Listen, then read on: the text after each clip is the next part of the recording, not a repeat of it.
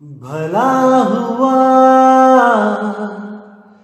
मेरी माला टूट गई, मैं राम भजन से छूटी। भला हुआ मेरी माला टूट गई, मैं राम भजन से छूटी। मेरे सिर से टली बला, भला हुआ मेरी माला टूट गई, मैं राम भजन से छूटी। मैं राम भजन से छूटी।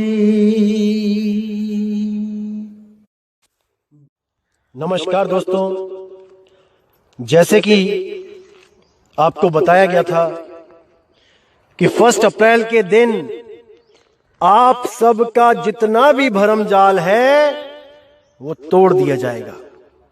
और दोस्तों, आज 1 अप्रैल है।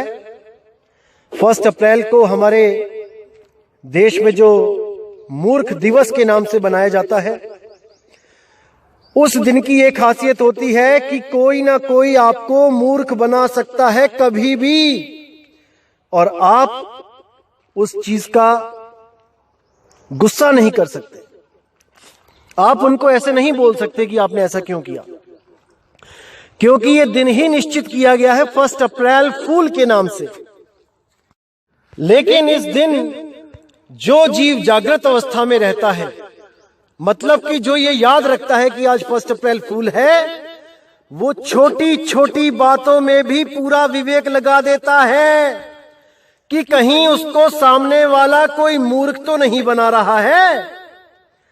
जैसे बच्चे आपस में करते हैं, किसी के पापा फौज में हैं तो एकदम वो फोन करेगा किसी अपने भाई को, भैया जल्दी घर आ जाओ, पापा आ गए हैं। और वो बेचारा भागा भागा आता है और देखता है घर में कोई पापा नहीं आए। तब उसको क्या बोला जाता है कि 1 अप्रैल फूल, तुमको मूर्ख बना दिया गया है, तुम मूर्ख बन चुके हो। तब अपनी नादानी पर उस जीव को, उस बच्चे को हंसी भी आती है और दुख भी होता है कि मैं इतना प्लेग्राउंड में खेल रहा था, इतना मजे में था, लेकिन मुझे घर वालों ने पापा के नाम पे बुला लिया और मेरा सारा मजा किरकिरा हो गया और यहां पर मुझे पापा भी नहीं मिले। तो दोस्तों, इसी तरह कुछ धर्म गुरु भी आपको मूर्ख बनाने में लगे हुए हैं। ये स्वयंभू धर्म गुरु जो केवल और केवल मूर्ख बनाकर आप लोगों पे राज करते हैं, केवल मूर्ख बनाकर। तो दोस्तों, आज उम्मीद करूंगा कि ये मूर्ख दिवस इन लोगों का आखिरी मूर्ख दिवस होगा, किसी को मूर्ख बनाने का, और आप लोगों का भी ये आखिरी मूर्ख दिवस होगा धर्म के नाम पे, परमात्मा के नाम पे मूर्ख बनने का। अगर आज का सत्संग आपने पूरे विवेक से सुन लिया तो मेरे भाई, इस दुनिया में ऐसा कोई नहीं होगा जो आपको मूर्ख बना पाए।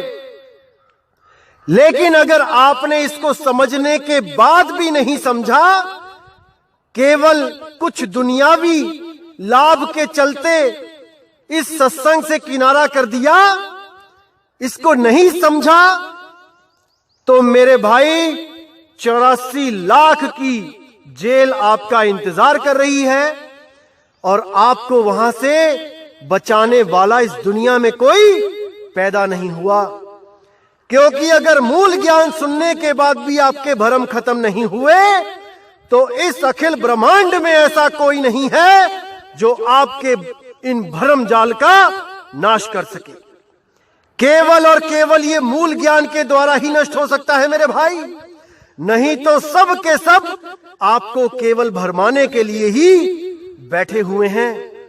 शिकारी जाल लगा के बैठा है। अब ये आपने देखना है कि शिकार होना है कि नहीं, किसी का शिकार बनना है कि नहीं, ये आपने देखना है। शिकारी बहुत चालाक है मेरे भाई, बहुत चालाक है। आपको शिकारी से भी 2 कदम आगे सोचना पड़ेगा, तब आप उसके जाल से बच सकते हो, नहीं तो नहीं बचोगे मेरे भाई, नहीं बचोगे। तो दोस्तों, कई लोगों ने जो हमारे इस ज्ञान को प्रचार करने के लिए लोगों को सत्संग शेयर किए, उनको समझाने की कोशिश करी। अच्छा लगा मुझे कि लोगों ने खूब ज्ञान समझा, खूब अच्छी तरह समझा, लेकिन कहीं ना कहीं उनके मनों में एक चीज खटक रही है, वो है 12वां दरवाजा। कि ये 12वां दरवाजा क्या है? मदन साहिब के जो पंथ वाले हैं वो कहते हैं 10वां द्वार गुप्त है, ब्रह्मरंध्र है ठौर, तहावा सुरती लिप्त करो देह तजो फिर और। अरे ये तो 10वें द्वार की बात करते हैं और गरीबदास जी तो 12वें द्वार की बात करते हैं। यहां पर आकर बहुत बड़ी कंफ्यूजन उनके सामने आ जाती है। ज्ञान पूरा समझ में आ गया है, हर चीज क्लियर है, लेकिन केवल ये 12वां दरवाजा रोड़ा बना हुआ है आगे बढ़ जाने के रास्ते में, केवल और केवल ये 12वां द्वार। वरना सबके सब इस कालदूत के पंथ को छोड़ के, इस 12वें कालदूत के पंथ को छोड़ के 13वें पंथ में शामिल हो जाएं, लेकिन ये 12वां द्वार उनको आगे जाने नहीं दे रहा है। तो दोस्तों, आज इस 12वें द्वार पे ऐसा ताला लगाया जाएगा कि जिंदगी में कभी कोई आपको 12वें द्वार के नाम पे भ्रमित नहीं कर पाएगा, नहीं कर पाएगा। अगर आप में 1% भी बुद्धि विवेक हुआ तो, वरना कोई ना कोई आएगा आपको 12, 13, 14, 15, 16, 17, 20वें, 25वें, 100वें द्वार तक को बता के, भरमा के आपको इस काल के मुंह में ले जाएगा, इस 84 के चक्कर में डाल देगा और आप बिल्कुल भी नहीं समझ पाओगे कि आपके साथ क्या बना, कहां आपको धोखा मिला है। तो दोस्तों, आज आपको इस 12वें द्वार का जो भरम जाल है आज तोड़ा जाएगा। पूरे विवेक के साथ इस सत्संग को सुनना मेरे भाई। साहिब बंदगी सतनाम। तो क्या कहती है वाणी? ये कबीर साहब की वाणी है, बहुत प्यारी वाणी है, और इस पर पूरा विवेक लगाना पड़ेगा, विचार करना पड़ेगा आपको, तब आपके बिल्कुल क्लियर हो जाएगा आपको कि ये 10वां द्वार, 11वां द्वार, 12वां द्वार ये क्या होता है। तो वाणी कहती है, गोरखनाथ जी के साथ जब संवाद हुआ था कबीर साहब का, तो गोरखनाथ जी ने पूछा, अवधो कहो जीव को निस्तारा, एही काया में एक 10 द्वारा, तेही माहे एक है न्यारा, कौन द्वारे प्राण निकसे ताका करो विचारा, तुम तो साहिब सब घट व्यापक, तुमको सकल पसारा, इतनी मोहिमा था नहीं, तुम ही करो विचारा। यानी हे साहिब जी, इस शरीर में 11 द्वार हैं, उसमें एक न्यारा द्वार है। किस द्वार से प्राण निकलता है और वो कहां जाता है, किस देह में वो जीव जाता है, इसका मुझे ज्ञान दो साहिब। तुम तो सब घट में व्यापक हो, तुम्हारा ही सब पसारा है, घट घट में आप विराजमान हो, आप सब बातों को जानने वाले हो, सब तरह के ज्ञान को जानने वाले हो। मेरा संशय दूर करो साहिब, मुझे बताओ।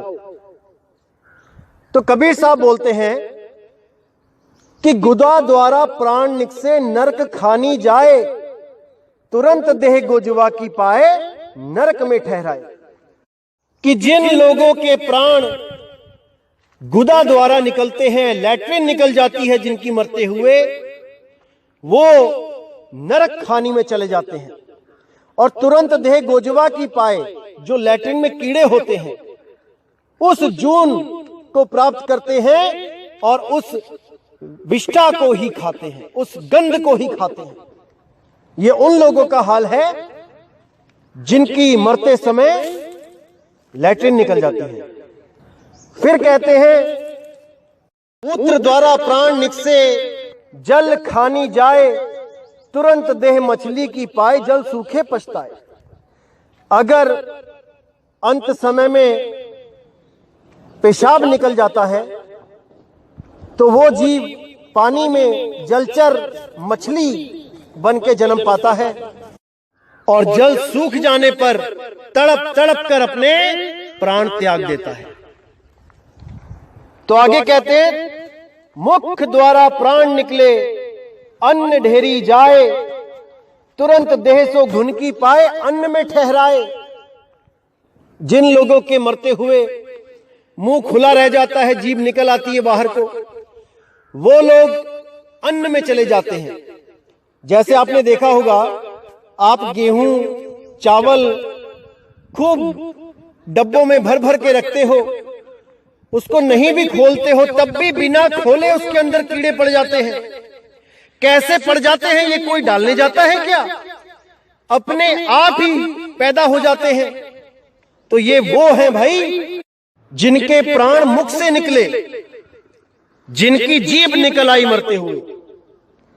तो आगे कहते हैं, श्वासा द्वारे प्राण निकले गर्भ खानी जाए, जहां देखे गर्भ खाली तहां जाए समाए।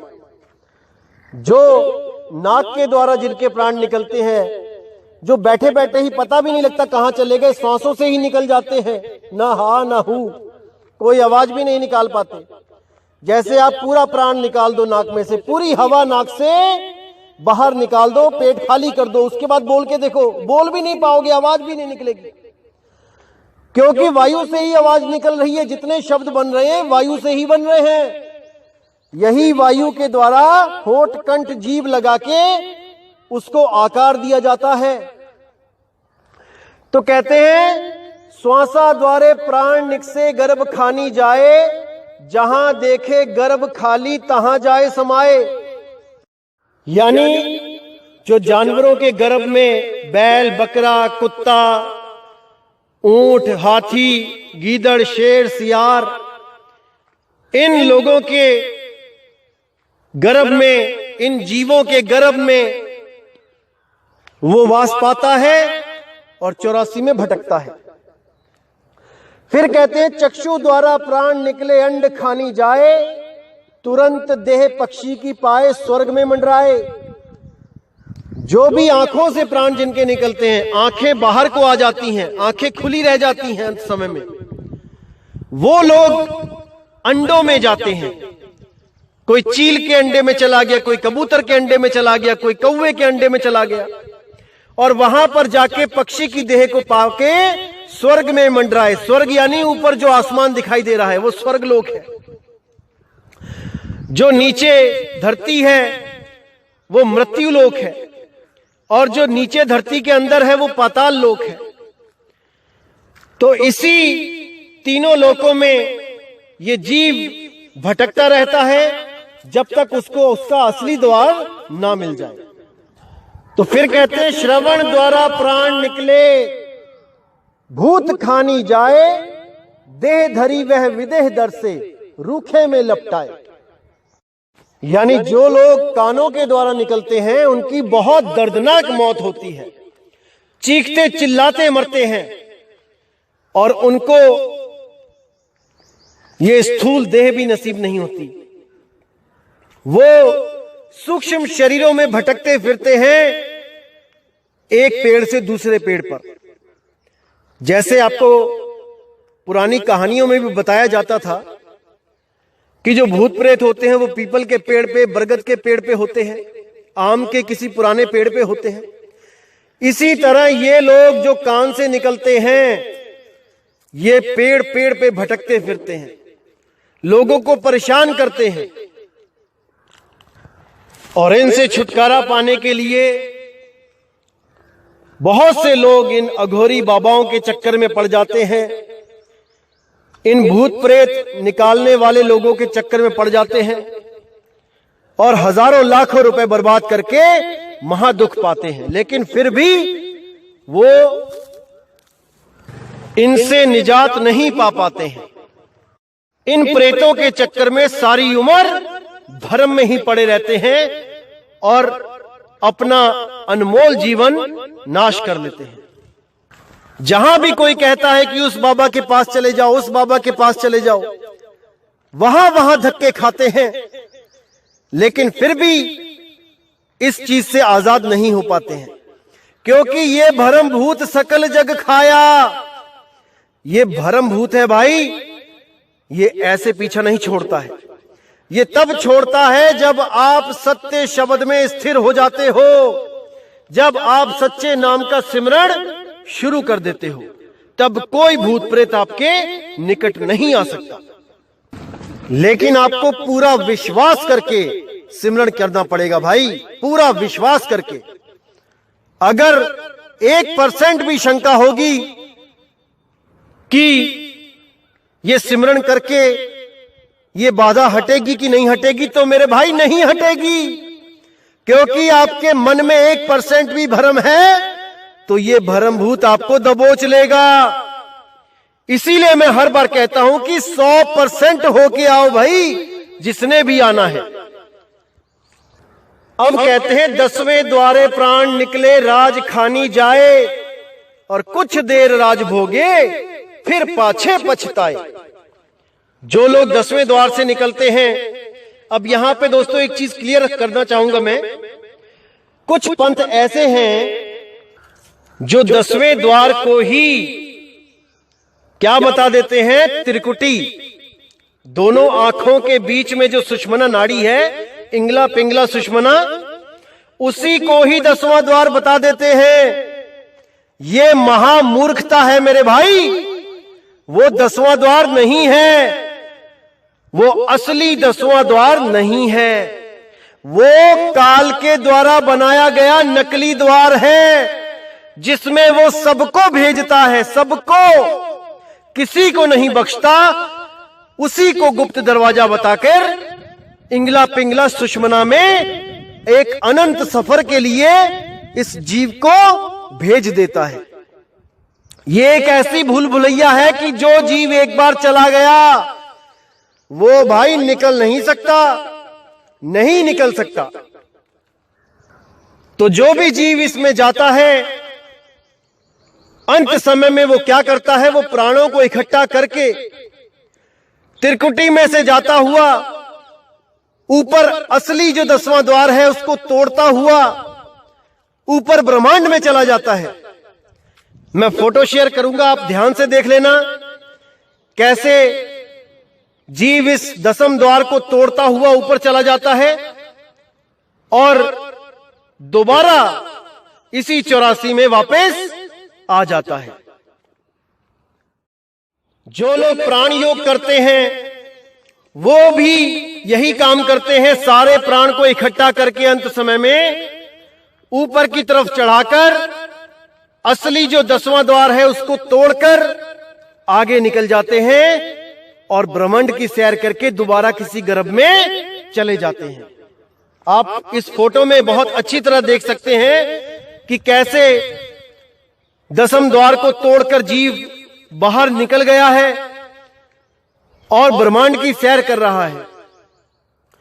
इसीलिए हिंदू धर्म में जब कोई मर जाता है तो उसके सिर पे लकड़ी से वार करते हैं, ठोक देते हैं, सिर को तोड़ देते हैं ताकि वो जीव इस द्वार से बाहर निकल जाए।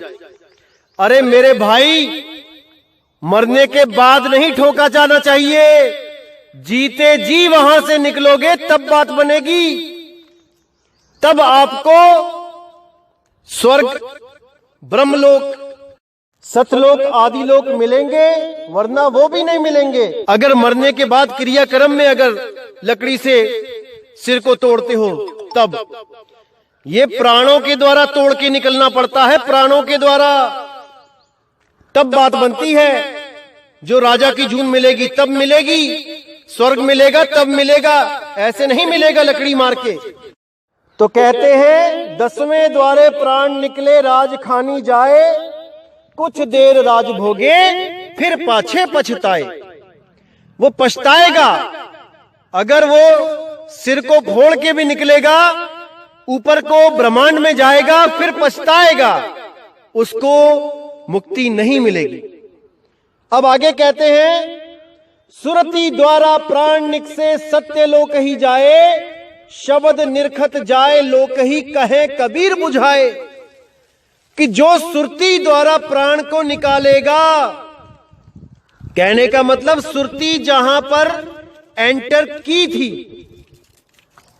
उसी स्थान से जब सुरती वापस उसी शब्द में चली जाएगी जहां से वो जुदा हुई थी, इसी को सत्यलोक कहते हैं, इसी को शब्द का लखाव कहते हैं, इसी को शब्द की प्राप्ति कहते हैं। मेरे भाई, शब्द गुरु से बिछड़ी थी, शब्द गुरु में ही समा जाएगी। अरे सुरत समाए शब्द में, वाको काल न खाए। समझ जाओ मेरे भाइयों, समझ जाओ। इस अवस्था में प्राण और सुरति दोनों अलग हो जाते हैं। श्वास और सुरति अलग अलग हो जाते हैं। श्वास रह जाती है ब्रह्मांड में और सुरति आगे का रास्ता सफर तय करके हमेशा के लिए इन 5 तत्वों से न्यारी हो जाती है, अपने निज स्वरूप, अपने मूल ठिकाने पे पहुंच जाती है। इसी को मुक्ति पद कहा जाता है मेरे भाई, इसी को मुक्ति बोला जाता है। तो अब जब हम हिसाब लगाते हैं कि कितने द्वारों से कहां कहां जीव गया है, कितने द्वारों को बताया गया है इस वाणी में, तो हिसाब लगाइए। देखिए, गुदा द्वार 1, मूत्र द्वार यानी कि पेशाब निकल जाना 2, मुख द्वार 3,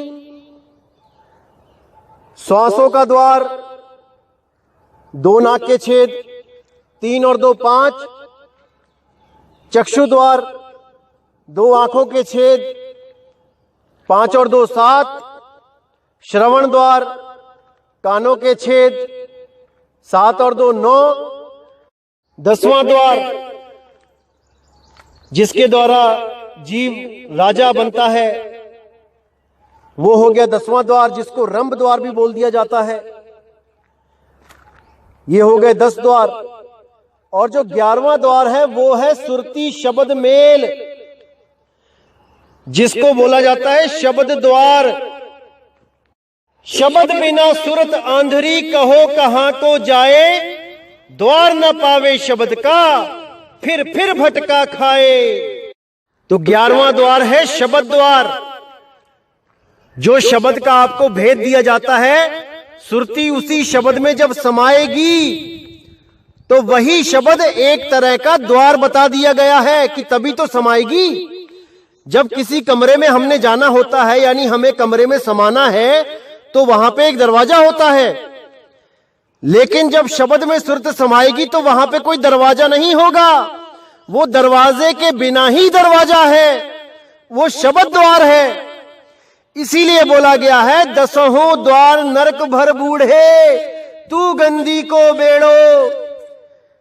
यानी 10 द्वार से भी निकल जाओगे शरीर को त्याग के, तब भी तुम्हारी मुक्ति नहीं होगी, जब तक तुम्हें 11वें द्वार रूपी शब्द का लखाव करने वाला गुरु ना मिल जाए तो।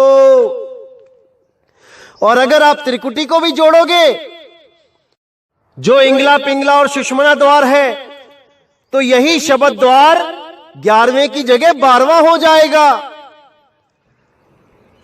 इसी को 12वां द्वार कहा जाएगा। लेकिन ऐसा नहीं है भाई,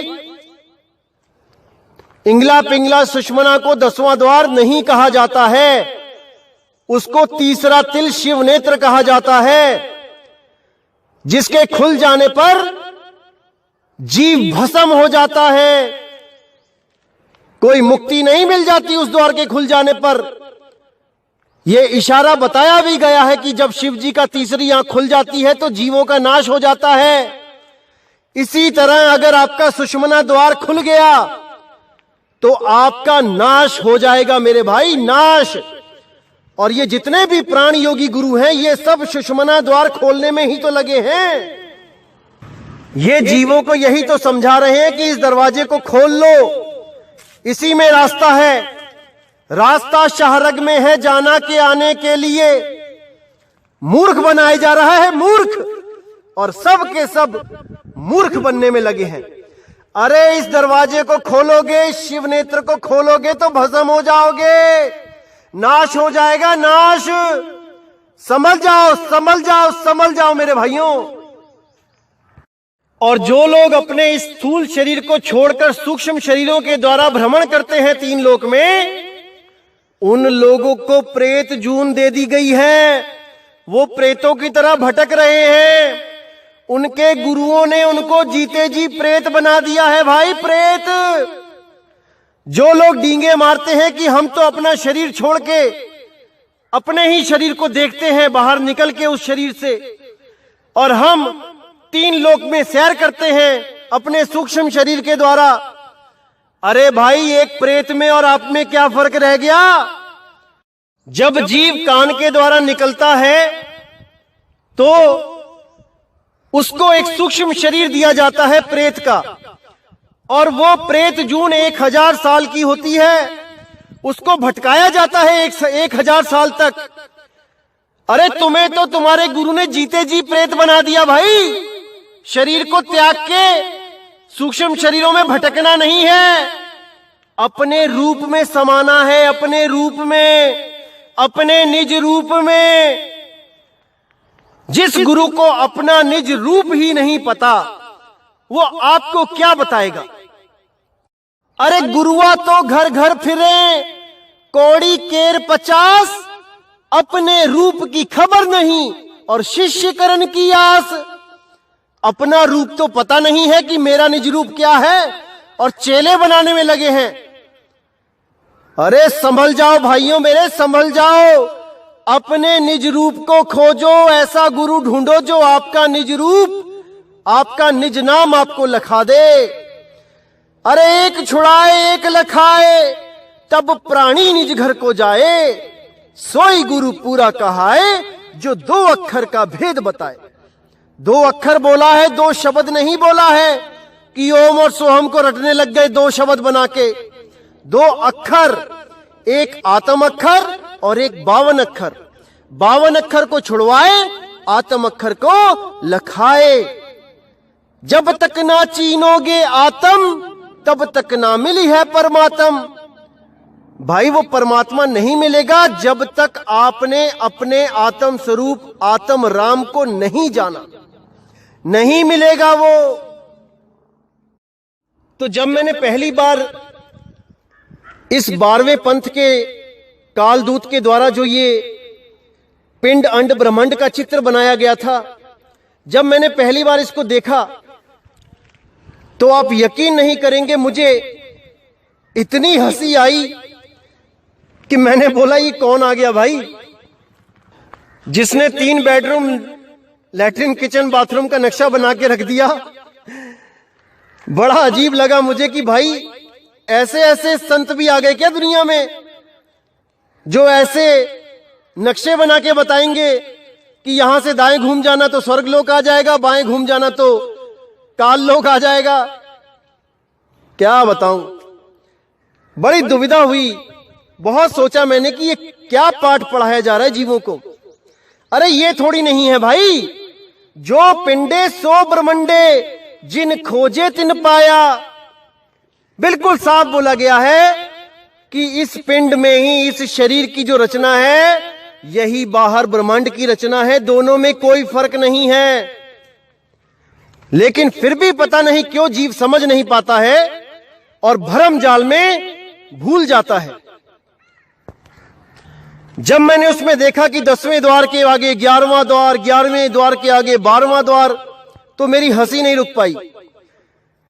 और मैंने ये पूर्ण निश्चय कर लिया था कि इस अज्ञान को जड़ से खत्म करके ही रहूंगा। एक दिन ऐसा जरूर आएगा जब इस अज्ञान को खत्म किया जाएगा और सच्चे 13वें पंथ का प्रचार किया जाएगा। तो दोस्तों, वो दिन आ गया है जो इस 12वें द्वार का आज ऐसा अंत किया जाएगा कि जीवन में कभी कोई 12वें द्वार का नाम लेके किसी को भ्रमित नहीं कर पाएगा और ये नकली चित्र को भी अपने हाथों से फाड़ के डस्टबिन में फेंक देगा। आज मैं आपसे वादा करता हूं कि आज ऐसा हो के ही रहेगा, लेकिन अगर कोई विवेकी पुरुष हो तो ही वो ऐसा कर पाएगा, अन्यथा जो मूढ़ मोटी बुद्धि के जीव हैं वो इसी कालजाल में उलझे रहेंगे। तो दोस्तों, गरीबदास जी की वाणी में भी जो 12वें द्वार की बात की गई है उसको मैं आपको क्लियर कर देता हूं। गरीबदास जी ने भी इन ही 11 दरवाजों का जिक्र किया है जो कबीर साहब ने किया है, क्योंकि चेला कभी गुरु से आगे की बात नहीं कर सकता। लेकिन उन्होंने 12वां द्वार क्यों बोला, इसके पीछे बहुत बड़ा रहस्य है। जब कबीर साहब ने गरीबदास जी को नाम दिया और उनको बोला कि तुम इस वाणी के द्वारा पूरा प्रकाश करोगे मेरे नाम का, मेरे शब्द का, तो गरीबदास जी बहुत प्रसन्न हो गए। उन्होंने कहा, अहो भाग्य मालिक, आपने मुझे इतना बड़ा काम सौंप दिया, मैं बहुत खुश हूं। लेकिन जब कबीर साहब ने बोला कि गरीबदास जी, आप ही के पंथ में काल के दूत भी आएंगे और वो वाणी का अर्थ का अनर्थ करेंगे, इसलिए तुम ऐसी वाणी लिखना जो बहुत ही ज्यादा रहस्यमयी हो, बहुत ज्यादा गूढ़ हो, ताकि काल के दूत इस वाणी को समझ ही ना पाए और उल्टा सुल्टा जो भी उनके मन में आए व्याख्या करते चले जाएं। तब उन्होंने बोला कि तुम अपनी वाणियों में 12वें द्वार का जिक्र करो, 12वें द्वार का जिक्र करो। तब गरीबदास जी ने बोला, महाराज जी, जितने भी संत हुए हैं आज तक किसी ने 12वें द्वार का जिक्र नहीं किया, यहां तक कि आपने भी 11वें द्वार को ही शब्द द्वार बोला, तो मैं 12वें द्वार को कैसे प्रकट करूंगा? ये तो बहुत बड़ा अनर्थ हो जाएगा, जीव भ्रमित हो जाएंगे। तब कबीर साहब ने बोला, तुम फिक्र मत करना गरीबदास, जब मेरे 13वें पंथ का प्रचार होगा तब ये सारे द्वार क्लियर कर दिए जाएंगे। तुम 12वें द्वार का जिक्र जरूर करना, क्योंकि जो नकली गुरु काल दूत आएंगे वो भी 11वें द्वार का जिक्र करेंगे, वो भी मेरी वाणी बोलेंगे। कौन सी वाणी? 9 द्वारे संसार सब 10वां योगी साध, एकादश खिड़की बनी जानत संत सुजान। ये वाणी बोल के कुछ काल के दूत भी अपने आप को घोषित करेंगे कि हम 11वें द्वार को जानते हैं, यानी शब्द को जानते हैं, और सार शब्द के नाम पे केवल कान में धू धू कर देंगे, कान में फूंक मार के कह देंगे हमने सार शब्द तुम्हारे अंदर प्रवेश करा दिया है, अब तुम्हें काल नहीं रोक सकता। मूर्ख बनाएंगे लोगों को, मूर्ख। लेकिन गरीबदास, तुम्हारी वाणी का सहारा लेके काल के दूत ही दूसरे काल के दूत को गलत साबित कर देंगे। वो 12वां द्वार कह के 11वें द्वार वाले को गलत साबित कर देंगे और 11वें द्वार वाले लोग भागे आएंगे 12वें द्वार वाले कालदूत की शरण में, क्योंकि उनको लगेगा शायद इससे आगे भी कोई 12वां द्वार है, हमें वहां जाना है। तब गरीबदास जी ने कहा, महाराज, लेकिन शब्द से आगे तो कोई द्वार ही नहीं है, तब क्या किया जाएगा? अगर ये लोग भ्रमित हो गए तो, वो कालदूत ने सबको भ्रमित कर दिया तो। तब गरीबदास जी महाराज को बोला गया कि वो काल का दूत 12वें द्वार का नाम ले लेके सबसे झगड़ा करेगा, सबको झूठा सिद्ध करेगा, यहां तक कि अहंकार के वश अपनी ही सरकार से, अपने ही देश के लोगों से झगड़ा करेगा और उसको उम्र कैद हो जाएगी, आखिरी सांस तक वो जेल में रहेगा। तो गरीबदास जी ने कहा महाराज वो तो ठीक है, लेकिन आगे जो उसके वंशज, उस काल दूत के आगे जो पंथ चलाएंगे, उसके सगे संबंधी, उसके शिष्य, तब तो जीव परेशान हो जाएगा, तब तो जीव भटका खाएगा। तब कबीर साहब ने कहा तुम फिक्र मत करना गरीबदास, तुम अपनी वाणी में उस 12वें द्वार का जिक्र जरूर करना। जब मेरे असली 13वें पंथ का प्रचार होगा तब वो प्रचारक हर चीज क्लियर कर देगा। क्या होते हैं 10वें द्वार, क्या होता है 11वां द्वार, क्या होता है 12वां द्वार, वो सब बता देगा। वो ये बता देगा कि 12वां द्वार और कुछ नहीं भाई, कोई ब्रह्मांड में, कोई आसमान में नहीं है भाई, कि 10वें के बाद आगे 11वां द्वार मिलेगा, फिर आगे 12वां द्वार मिलेगा, फिर आगे कोई कुछ और मिलेगा। वो ये क्लियर कर देगा कि 12वां द्वार ही नाभि द्वार है, जिसके द्वारा बच्चे को खाना पीना सांस मिलती है गर्भ के अंदर, वही वो 12वां द्वार है, और कोई आसमान में नहीं है 12वां द्वार। तब गरीबदास जी ने बोला कि महाराज जी उसकी बात का यकीन कौन करेगा, कौन समझेगा उसकी बात को। तो कबीर साहब ने कहा कोई बात नहीं गरीबदास, जो 12वें पंथ का कालदूत होगा मैं उसके अंदर ये फीड कर दूंगा कि वो अपने हाथों से इस सत्य को अपने ही ग्रंथ में लिख के जेल जाए। तुम बिल्कुल फिक्र मत करना गरीबदास, ये सब मैं अपने आप संभाल लूंगा। लेकिन तुम भी वाणी में हल्का सा इशारा दे देना कि वो 12वां द्वार क्या है, ताकि बिल्कुल कंफ्यूजन खत्म हो जाए और जीवों के सामने सत्य और असत्य बिल्कुल सही रूप से आ जाए, और विवेक के द्वारा जीव सत्य असत्य का निर्णय करके असत्य को त्याग के और सत्य के साथ हमेशा के लिए जुड़ जाएं। ऐसा जरूर करना गरीबदास। जैसे गीता ज्ञान दाता के मुंह से जो सच उगलवाया गया था, कबीर साहब की दया से ही वो निकला था, जो उसने पूरा आत्मज्ञान दिया दूसरे अध्याय में, लेकिन बाद में ले जाकर फिर अपने ही मंत्रों में उलझा लिया, ओम तत्सत में उलझा लिया इस जीव को।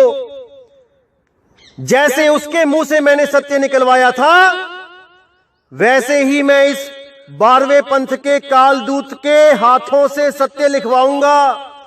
बिल्कुल फिक्र मत करना गरीबदास, इस जीव को बचाने के लिए मुझे बहुत कुछ करना पड़ता है, बहुत सी लीलाएं दिखानी पड़ती हैं, बहुत कुछ करना पड़ता है, लेकिन अपने बच्चों की रक्षा के लिए, चाहे उसके बाद कोई मुझे झूठा ही क्यों ना कहे, मुझे मूल ज्ञान और पवित्र ज्ञान को अलग अलग तरह से पेश करना ही पड़ता है अपने बच्चों के लिए, क्योंकि मेरे बच्चे अभी इतना विवेकी नहीं है कि उनको सीधा मूल ज्ञान समझ में आ जाए। अरे धर्मदास ये जग बौराना, कोई न जाने पद निर्वाणा, यही कारण मैं कथा पसारा, इन सब से कहिए राम ने आरा। ये जो मैंने कथा पसारी है पवित्र ज्ञान की, ये एक कहानी ज्ञान मुझे बताना पड़ा, मेरी मजबूरी थी, क्योंकि ये जीव इस काल के जाल में ऐसा उलझ चुका है कि वो मेरी बात को समझ ही नहीं सकता। इसलिए मुझे ये कहानी बता के समझाना पड़ता है अपने प्यारे बच्चों को। लेकिन अगर कोई कहे कि कबीर साहब तो दोगले हैं, कबीर साहब तो अलग अलग चीज बताते हैं सबको, तो भाई ये उनकी नादानी है। बुद्धि का लेवल देखने के बाद ही ये ज्ञान मैं किसी को समझा सकता हूं। ये ज्ञान मोटी बुद्धि में नहीं आता धर्मदास, गरीबदास। इसीलिए ये कहानी ज्ञान बहुत जरूरी है कुछ कंसेप्ट्स क्लियर करने के लिए। लेकिन कहानी ज्ञान से मुक्ति नहीं मिलती, मुक्ति तो मूल ज्ञान में आके ही मिलेगी भाई। इसलिए पहले कहानी ज्ञान को समझो, इस पवित्र ज्ञान को समझो, उसके बाद मूल ज्ञान की तरफ बढ़ जाओ, तभी आपको मुक्ति मिलेगी। अन्यथा आप यहीं जन्म मरण 84 में भटकते रहोगे। इसी अटपटी वाणी का इशारा गरीबदास जी ने अपनी वाणी में भी दिया कि हमरी गाई गाएगा, 3 लोक में धक्के खाएगा। कोई भी संत अपनी वाणी को ऐसे नहीं बोलता कि मेरी वाणी गाओगे तो 3 लोक में धक्के खाओगे। ये केवल इसलिए बोला क्योंकि मेरी वाणी गाएंगे तो सब, लेकिन वो भेद किसी को नहीं पता होगा, इसलिए उन्होंने ये इशारा दिया। उनकी वाणी का भेद केवल और केवल 13वें पंथ के प्रचारक के पास होगा, और सब जितने भी कालदूत हैं वो सब इस 12वें द्वार के चक्कर में ही उलझ जाएंगे। सब यही सोचते रहेंगे कि 10वें के बाद 11वां, 11वें के बाद 12वां आएगा। यहां तक कि उस कालदूत को भी खबर ना रहेगी कि परमात्मा ने उससे उसी के ग्रंथ में क्या लिखवा दिया है, और वो भी सबको 12वां करके भ्रमित करता रहेगा। और जैसे ही 13वें पंथ का प्रचार शुरू होगा, उस कालदूत की हर चाल को एक्सपोज कर दिया जाएगा, जग जाहिर कर दिया जाएगा, और ये खोल के बता दिया जाएगा कि वो 12वां द्वार और कुछ नहीं भाई, वो नाभि द्वार है। नाभि द्वार, जो हमारे पेट में नाभि द्वार है, जिसको बच्चा पैदा होते ही काट दिया जाता है, उस नाल को जो बच्चे को हवा पानी सब कुछ अंदर पहुंचाती है, क्योंकि वो द्वार अंदर की तरफ खुलता है, उस द्वार के बारे में सब बता दिया जाएगा। और इसका प्रमाण उस 12वें पंथ के कालदूत के ग्रंथ में भी दिखाया जाएगा। तो आप देखेंगे 12वें पंथ के जो कालदूत की जो हस्तलिखित जो एक ग्रंथ है, उसमें जो अध्याय है स्वसम वेद बोध का सारांश, पेज नंबर 422, जब आप इस पे देखेंगे तो वहां पे क्या लिखा है बिल्कुल क्लियर हो जाएगा इसको समझने के बाद। स्वसम वेद बोध पृष्ठ 163 का सारांश, मृत्यु के समय जीव जिस रास्ते से जाता है उसके भविष्य का ज्ञान। अथ जीव के अंत काल वाली वाणी। देखिए क्या लिखा है इसमें, अंत काल जब जीव को आवे, यथा कर्म तस देही पावे। हेठ यानी गुदा द्वार जब जीव निकाशा, नरक खानी में ताको बासा। गिरे नरक शीश बल जाई, ताही में पुनि रहे समाई। नाभि द्वारे जो प्राण चलाना, जलचर योनि माही प्रगटाना। मूत्र द्वार कर जीव पयाना, पशु योनि में तास ठिकाना। मुख द्वार ते जीव कड़ी आवे, अन्न खानी में बासा पावे। श्वास द्वार ते जीव जब जाता, अंडज खानी में सो प्रकटाता। नेत्र द्वार जब जीव सिधारा, मक्खी आदि तन सो धारा। श्रवण द्वार ते जीव जब चाला, प्रेत दे पावे तत्काला। दशम द्वार ते निकसे प्राणा, राजा होए भोग विधि नाना। रंभ द्वार ते जीव जब जाता, परम पुरुष के लोक समाता।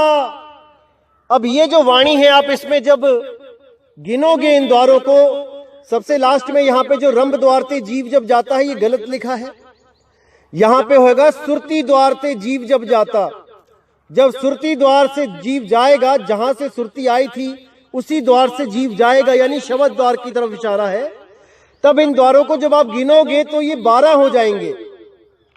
देखिए, हेठ गुदा द्वार 1, नाभि द्वार 2, मूत्र द्वार 3, मुख द्वार 4, श्वास द्वार 2 6, नेत्र द्वार 2 8, श्रवण द्वार 2 10, और उसके बाद दसम द्वार ये 11, और रंभ द्वार यानी जिसको सुरती द्वार बोल रहे हैं वो 12। तो यहां पे हो गए 12 द्वार। अब आइए आगे क्या लिखा है देखते हैं इन 12 द्वार के बारे में। आगे लिखा है इसी ग्रंथ में, इन वाणियों में नाभि द्वार का भी वर्णन है। नाभि द्वार यानी 12वां द्वार, जो हमारे पेट में जो नाभि है, जो गर्भ के समय जो जिसमें से खाना पीना हमें मिलता है, जो अंदर की तरफ खुलती है, हमारे पेट की तरफ खुलती है, वो है 12वां द्वार। क्या लिखा है कि इन वाणियों में नाभि द्वार का भी वर्णन है। इसको संत गरीबदास जी ने कहा है बड़वानल का द्वार है नाभि नाभि के नीचे। हो गया क्लियर? बिल्कुल क्लियर है, साफ लिखा है बड़वानल का द्वार है नाभि नाभि के नीचे। अन्य 10 द्वार तो सामान्य संत भगत भी जानता है, परंतु 12वें द्वार का ज्ञान केवल इस लेखक रामपाल दास को है, अन्य को नहीं है। नाभि द्वार शरीर के अंदर ही खुलता है, इसलिए इसको मुख्य द्वारों में नहीं गिना जाता। तो आप सब अब समझ जाइए कि कितना बड़ा मूर्ख बनाया जा रहा था आपको 12वें द्वार के नाम पे, जबकि ये 12वां द्वार कोई आसमान में नहीं है भाई, कि 10वें के आगे 11 और 11 के आगे 12 है। अरे ये तुम्हारी नाभि है, जिसमें तुम रोज उंगली फेरते हो, नहाते हुए साफ करते हो, यही है वो 12वां द्वार। आगे से कोई भी काल का दूत आपको भ्रमित करेगा 12वें द्वार के नाम पे, थोड़ी सी कमीज उठा के उसको 12वें द्वार का दर्शन करवा देना। जिंदगी में दोबारा कभी नहीं बोलेगा तुम्हारे सामने आके कि 12वें द्वार के पार परमात्मा रहता है। मूर्ख बना रखा है, मूर्ख। अरे चोर चुरावे तुंबड़ी वो गाडे पानी में, वो गाडे वो ऊपर आवे सच्चाई छानी ना। तो ऐसे चोरों से बच के रहना मेरे भाई, जो आपको केवल और केवल भ्रमित करते हैं। जैसे अंग्रेजों का जो फंडा था वो था कि फूट डालो और राज करो, और इन काल दूतों का फंडा है कि भ्रम में डालो और राज करो। अब ये आपने देखना है कि आपने भ्रमित होना है कि नहीं होना है। इस दास ने तो अपना काम कर दिया है मेरे भाई। उस बंदी छोड़ की दया से आपको ये सारा ज्ञान समझाया जा रहा है। अगर आप अभी भी नहीं समझे तो मेरे भाई स्वयं परमात्मा आके भी नहीं समझा पाएगा। इसलिए आपको मैं फिर कहता हूं कि किसी पर भी विश्वास करने से पहले 100 बार परख लो कि कहीं आपको मूर्ख तो नहीं बनाया जा रहा है परमात्मा के नाम पे। तो मेरे भाई, जो कुछ भी आपको बताया जा रहा है ध्यान से समझ लो। ये आखिरी जन्म है आपका। इस इंसान जन्म में भी अगर आपने ये चीज नहीं समझी तो कब समझोगे? क्या 84 में जाने के बाद समझोगे? अभी नहीं समझे तो मेरे भाई कभी नहीं समझोगे, कभी नहीं। इसलिए मैं कह रहा हूं कि हर चीज को बिल्कुल क्लियर कर दो, ताकि 1% भी भ्रम आपके दिमाग में ना रहे। ये काल के दूत आपको भ्रमित ना कर पाए, आपको सच्चे परमात्मा की सच्ची भक्ति नसीब हो। लेकिन वो तभी होगी जब आप इन सब के जाल को काटते जाओगे विवेक के द्वारा। अगर आपने 1% भी विवेक का साथ छोड़ा तो कोई ना कोई आपको लूट लेगा मेरे भाई, लूट लेगा। तो मेरे भाई, आज आपके मन में यह निर्णय हो जाना चाहिए कि आपने 12वें द्वार नाभि द्वार में जाना है या उस 11वें द्वार शब्द द्वार में जाना है। शब्द द्वार 11वें द्वार से आगे अगर कोई भी खोजता है, उसके लिए कबीर साहब ने वाणी बोली है, अरे आगे खोजे गिर पड़े, पीछे खोजे भुलाए, और सार शब्द से आगे खोजे वो बांधा जमपुर जाए, वो बांधा जमपुर जाए। जो भी 12वें द्वार की आस लगा के बैठे हैं उनको 12वां द्वार मिलेगा, लेकिन गर्भ में जाकर वो नाभि द्वार के रूप में 12वां द्वार मिलेगा, जिसमें उनको खाना पीना मां के द्वारा पहुंचाया जाएगा। समझ जाओ मेरे भाई, समझ जाओ, अभी मौका है। अगर ये मौका बीत गया, ये समय निकल गया, तो मेरे भाई अंत में कोई सहाय नहीं होगा, कोई सहाय नहीं होगा। केवल शब्द गुरु सहाय है, उसकी खोज कर लो, उसको पहचान लो मेरे भाई, पहचान लो। तो दोस्तों, इसी के साथ आज का सत्संग मैं समाप्त करता हूं और पूरी उम्मीद करता हूं कि आज आपका ये 12वें द्वार का जो भरम भूत आपके पीछे पड़ा था, आज आपका पीछा छोड़ देगा। ये भरम जाल जिसमें आप जी रहे थे 12वें द्वार के सपने ले लेके, आज उस 12वें द्वार पे हमेशा के लिए ताला जड़ दिया जाएगा। अब उस 12वें द्वार का जिक्र कभी ना हो, यही मैं चाहता हूं, ताकि आप भ्रमित ना हो पाओ। कोई भी आपको 12वें द्वार की बात करता है, यही सत्संग सुना देना, ये पेज दिखा देना, यही उसके अज्ञान के गाल पे करारा तमाचा होगा मेरे भाई। बहुत मूर्ख बन लिए, अब और नहीं, और नहीं, और नहीं मेरे भाई। तो अब मुझे विदा दीजिए और आने वाले सत्संगों में जितना भी भरम आपके दिमाग में है, वो सब का सब खत्म कर दिया जाएगा। एक एक चीज क्लियर कर दी जाएगी मेरे भाई, एक एक चीज। बस आप सत्य का साथ दो, विवेक के द्वारा अपने जीव का कल्याण करो। किसी की फालतू बातों में आने की जरूरत नहीं है। कोई आपको काल के नाम से डराता है तो उसको बोलो कि भाई, जिस पर हाथ साईं का है उसका काल कुछ नहीं बिगाड़ सकता, कुछ नहीं बिगाड़ सकता। अरे जाको राखे साईया, मार सके ना कोई। आप बिल्कुल फिक्र मत करो, बंदी छोड़ आपके साथ है। बंदी छोड़ का मूल ज्ञान समझो मेरे भाई।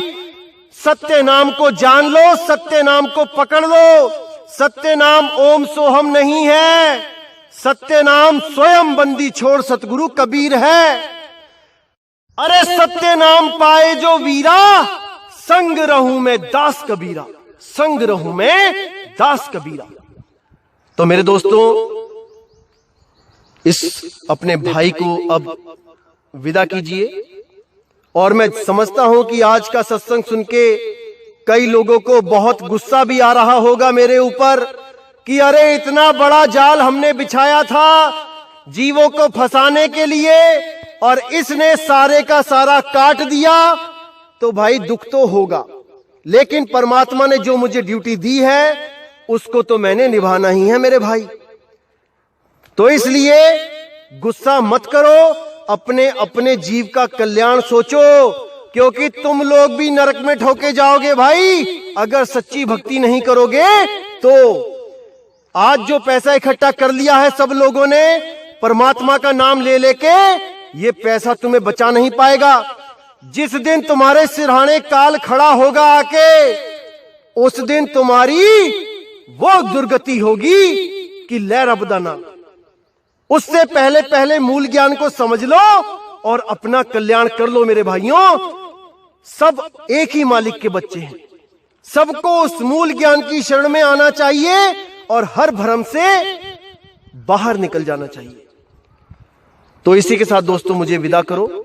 जय गुरु बंदी छोड़ वैराग साहिब, जय गुरु बंदी छोड़ मदन साहिब, जय गुरु बंदी छोड़ सतगुरु सत्य कबीर साहिब की सदा ही जय हो, सदा ही जय हो मेरे मालिक की। साहिब बंदगी सतनाम।